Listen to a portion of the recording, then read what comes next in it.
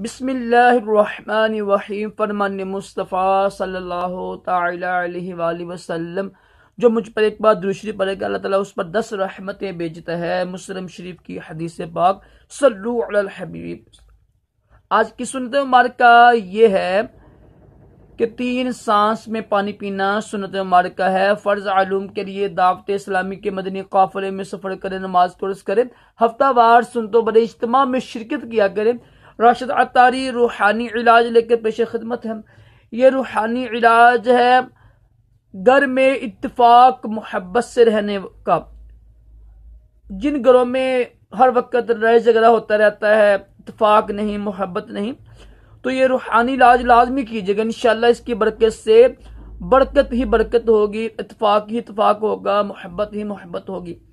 आला हजरत मौलाना अहमद रज़ा खान बेलवी अली रहमा फरमाते हैं कि जुमे की नमाज के बाद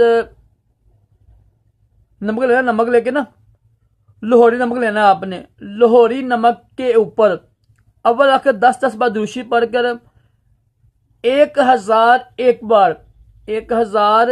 बार या वदूद पढ़कर दम करें। और दम करने के फौरन बाद, मतलब दम जब करना ना आपने, जब दम मुकम्मल हो जाए ना, तो वो बर्तन जमीन पर नहीं रखना है।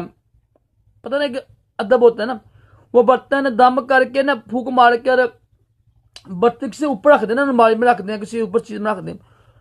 और ये आप 7 दिन ना हांडी में डाल के ना, जो सालन होता है उसमें डाल के खाइएगा। सारे घर खाएंगे, इंशाल्लाह बड़ी बरकत होगी। जब खत्म हो जाए फिर 7 दिन जुमे को पढ़ लें आप, फिर 7 दिन इंशाल्लाह।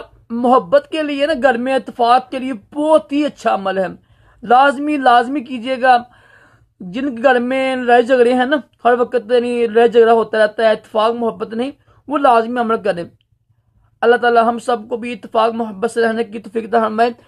तमाम जिस्मानी रूहानी से महफूज रखे, दोनों जहानों की बलाइयां अता करे। अल्लाह हाफिज।